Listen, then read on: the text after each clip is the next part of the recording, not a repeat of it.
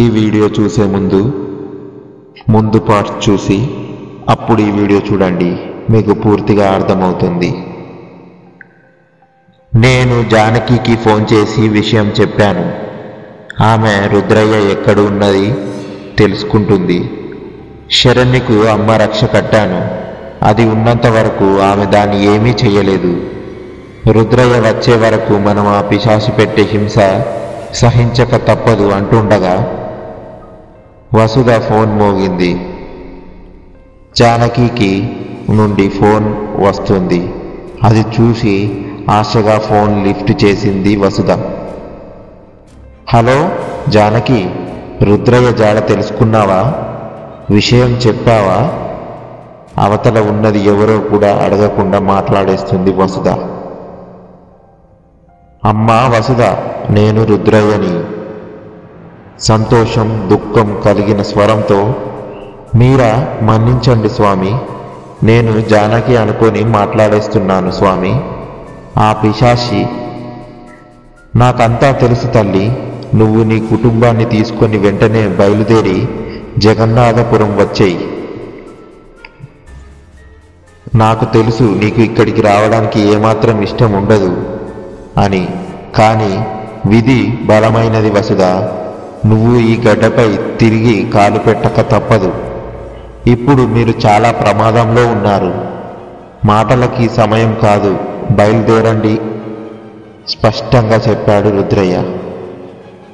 స్వామి, మీ మాట కాదనను కదా, కానీ సమయం లేదు వసుధ, బయలుదేరండి అని చెప్పి రుద్రయ్య ఫోన్ కట్ చేశాడు. బాబు శంకర్, మనం జగన్నాథపురం వెళ్ళాలి, ఏర్పాటు చేయి అని చెప్పింది వసుధ. సరే అత్తయ్య, నేను ఆఫీస్కి వెళ్ళి కొన్ని ఫార్మాలిటీస్ పూర్తి చేసుకొని 1 గంటలో వచ్చేస్తాను. ఈలోగా మీరు జాగ్రత్త అనుకొని ప్రయాణం కదా, ఆఫీసులో వర్క్ ఎవరికైనా అసైన్ చేసి వచ్చేస్తా అని చెప్పి హరితకు ధైర్యం చెప్పి ఆఫీస్కి వెళ్ళాడు శంకర్. అమ్మా, మనం ఇప్పుడు ఆ ఊరు వెళ్ళక తప్పదా అని అడిగింది హరిత భయంగా. తప్పదు తల్లి, రుద్రయ్య మనల్ని ఉన్నపనంగా బయలుదేరమన్నాడు.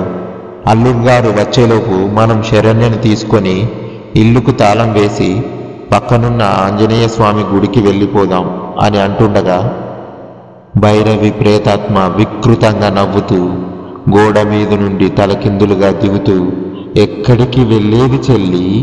నన్నొక్కదాన్నే ఇక్కడ వదిలేసి ఎక్కడికి ఎక్కడికి చెల్లి, మీరంతా వెళ్ళేది అంటూ వసుధ పీక పట్టుకొని గాల్లో పైకి ఎగిరించింది.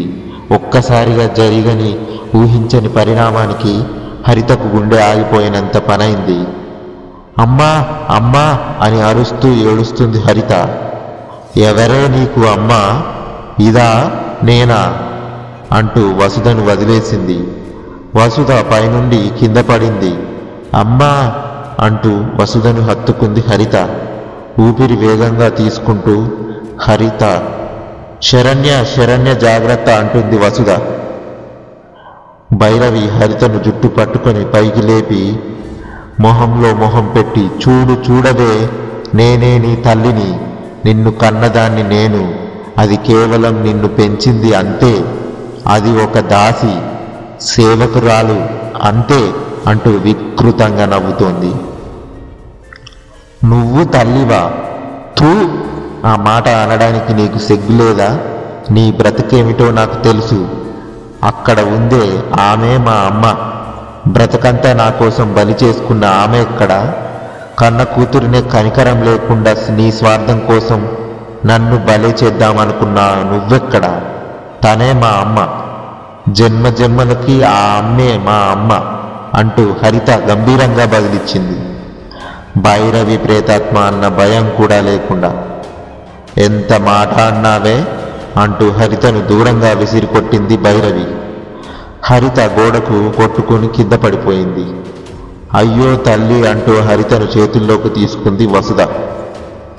మిమ్మల్ని అంత తేలికగా ఎందుకు చంపుతానే? ఇన్నేళ్లు తర్వాత నీ నాశనం కోరి నన్ను విడిపించాడు నీ మొగుడు. వాడికి ఆస్తి కోసం నీ చావు కావాలి.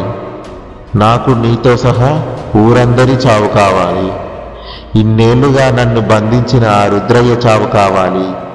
హి హి హి అంటూ వెకిలిగా నవ్వుతూ క్షుద్ర మంత్రాలు చదువుతుంటే ఇంట్లో ఉన్న ఫర్నిచర్ అంతా గాల్లోకి ఎగిరి వారి మీదికి వెళ్ళి పడింది.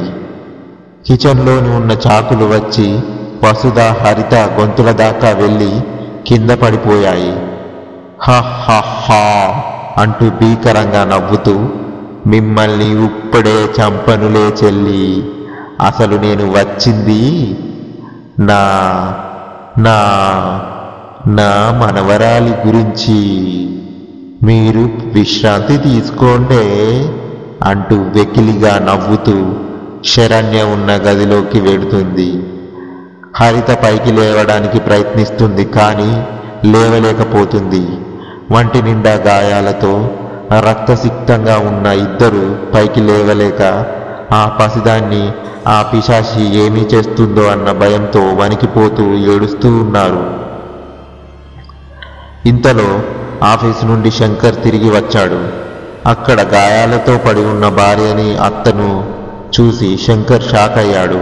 వెంటనే తేరుకొని ముందుకు వెళ్ళి, హరిత ఏమైంది? మీ ఇద్దరిని కొట్టింది ఎవరు అంటూ ఇద్దరిని పైకి లేపాడు. వాళ్ళు బోరుమని ఏడుస్తూ శరణ్య పడుకున్న గదివైపు చూపించారు. అక్కడ ఆ పిశాచిని చూసి శంకర్కి కూడా ఒక్క నిమిషం గుండె దడదడలాడిపోయింది. అందులోనూ ఆ పిశాచి తన చిన్నారి గదిలో ఉండటంతో ఒక్కసారిగా అటు వెళ్ళబోతే వసుధ అతన్ని ఆపి, ఆగండి అల్లుడు గారు, అది శరణ్యకు హాని కలిగించలేదు, భయపడకండి అంటూ ఉండగానే ఆ పిశాచి శరణ్యను తాకడానికి ప్రయత్నించి షాక్ కొట్టిన దారిన గాల్లో ఎగిరి కింద పడింది. వెంటనే శంకర్ వెళ్ళి శరణ్యను భుజాన వేసుకొని బయటకు వచ్చేశాడు.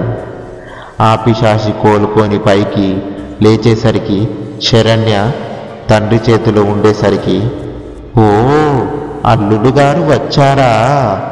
ఎలా ఉన్నారు అల్లుడు గారు? మీరు నన్ను ఎరుగరురే, నేను మీ అత్తగారిని, అర్థం కాలేదా అంటూ గొంతు వికృతంగా మార్చి, నీ పెళ్ళానికి తల్లినిరా అంటూ శంకర్ మీదికి రాబోయి ఎవరో తనను లాగేస్తున్నట్టుగా ఆ అని అరుస్తూ గాల్లోకి వెళ్ళిపోతూ అక్కడి నుండి అదృశ్యమైపోయింది. వాళ్ళకి ఏమీ అర్థం కాలేదు. మళ్ళీ ఆ భైరవి ఏ వైపు నుండి వస్తుందో అని భయంగా చుట్టూ చూస్తున్నారు.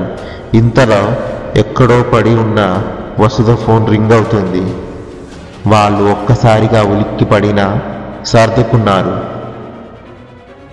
వసుధ ఫోన్ లిఫ్ట్ చేసి హలో అంది భయంగా. అమ్మా వసుధ, నేను రుద్రయ్యని. నేను భైరవిని తాత్కాలికంగా బంధించగలిగాను. రేపు సూర్యోదయం వరకు ప్రమాదం తప్పింది. మీరు ఆలస్యం చేయకుండా బయలుదేరండి. రేపు తెల్లవారేలోగా మీరు ఇక్కడికి చేరుకోకపోతే ఇంకా జరగబోయేదాన్ని మీ ఊహకే వదిలేస్తున్నాను. సరే స్వామి, మేము ఇప్పుడే బయలుదేరుతున్నాం అని ఫోన్ పెట్టేసింది హరిత. శంకర్ వాళ్ళకి విషయం చెప్పింది వసుధ. వాళ్ళంతా హమ్మయ్య అనుకొని ఊపిరి పీల్చుకొని ఎక్కడివక్కడే వదిలేసి ఇల్లుకు తాళం పెట్టేసి జగన్నాథపురం బయలుదేరారు. జగన్నాథపురంలో కలుసుకుందాం. నెక్స్ట్ పార్ట్ కోసం వెయిట్ చేస్తూ ఉండండి. ఈ వీడియో కనుక మీకు నచ్చినట్లయితే లైక్ చేయండి,